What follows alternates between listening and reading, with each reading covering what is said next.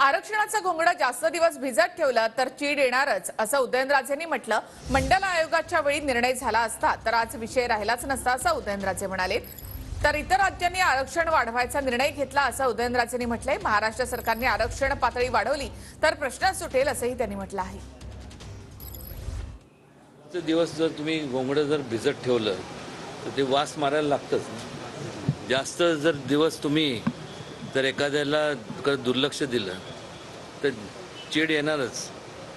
खरं हा विषय मला विचारण्यापेक्षा ज्या लोकांनी ज्या वेळेस मंडल आयोगाचे हे संपूर्ण हे जाहीर केलं त्यावेळेस झालं असतं तर हा विषय आता उपस्थित राहिलाच नसता।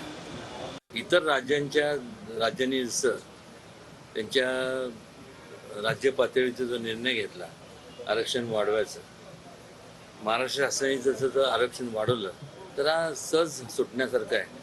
वास्तविक आपण जर पाहिलं तर आरक्षणाच्या बाबतीत आज लोक त्रासले कशा करताय, शिक्षणाकरता जावं लागतं किंवा जातात ते फीजचा जो हे ते फीज कमी आणि किंवा एक त्यांना सवलत दिली जाते, हा प्रश्न जर आरक्षणाचं एक मला वाटतं 70-72 जर केलं तर मला वाटतं हा विषय सहज सुटण्याकरता आहे।